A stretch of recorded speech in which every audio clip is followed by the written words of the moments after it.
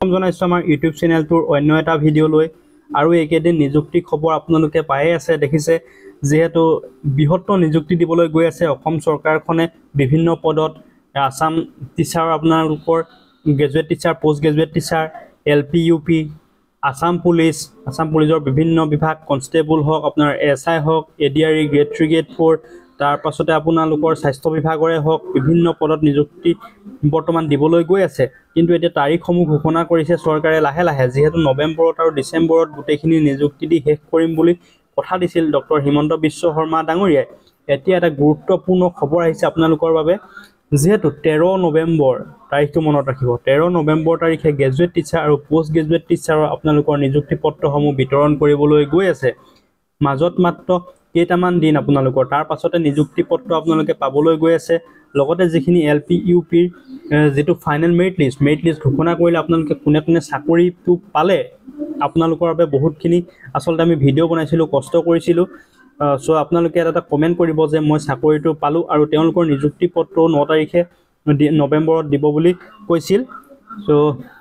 আপোনালোকৰ যেটো এটা graduate teacher post graduate teacher কথাটো কিমান হসা আসলতে আৰু উল্লেখ পাইছে আপোনালোকৰ যেটো ND24 নিউজ তাতে এটা ব্ৰেকিং নিউজ মই পাইছিলো এই ব্ৰেকিং নিউজৰ ওপৰত ভিত্তি কৰি মই আসলতে আপোনালোকৰ ভিডিঅটো প্ৰস্তুত কৰিছো মই আপোনালোকক দেখাই দিছো তাৰ যেটো নিউজ পাইছিলো ব্ৰেকিং নিউজ জিটি পিজিটিৰ বাছনিকৃত প্ৰাৰ্থীয়ে 13 নৱেম্বৰত লাভ কৰিব নিযুক্তি পত্ৰ তেওঁলোকে ইয়াতে উল্লেখ কৰিছিল ডি ফালৰ পৰা হয়তো নটিফিকেশন আহিছে মই গৈ চোৱা নাই চাম অলপ পাছতে জিটি পিজিটিৰ পদৰ চূড়ান্ত বাছনিত 7850 গৰাকী চাকৰি প্ৰত্যাশী ইয়াৰে সৰি মই ডি কলো ডিএসসি ফালৰ পৰা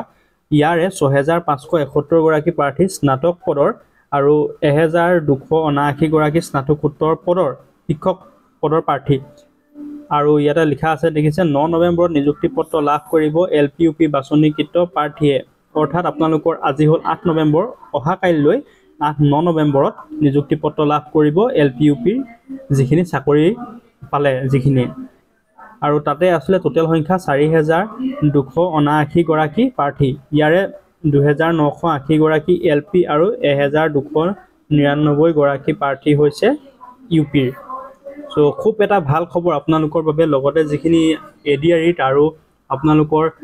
নিযুক্তি পত্ৰসমূহ বিতৰণ কৰিব কেদিনমানৰ পাছতে যেটো নৱেম্বৰৰ শেষৰ ফালে আৰু আসাম পুলিচৰে হওক আপোনালোকৰ স্বাস্থ্য বিভাগৰে হওক ডিসেম্বৰৰ ভিতৰত গোটেইখিনি নিযুক্তি প্ৰক্ৰিয়া সম্পূৰ্ণ কৰিব তাৰ পাছতে আপোনালোকৰ নতুনকৈ এডভাৰটাইজমেন্ট ওলাব আৰু কি বিভাগত 4000 পদ মুখ্যমন্ত্ৰী ডাঙৰীয়ে যেটো ঘোষণা কৰিছিলে আপোনালোকে হয়তো লাইভটো চাইছে তেওঁৰ তেনে ধৰণৰ আপডেট পাই থাকিবলৈ আপোনালোকে আমাৰ চেনেলটো সাবস্ক্ৰাইব কৰি থব আপডেটসমূহ পাই থাকিব ধন্যবাদ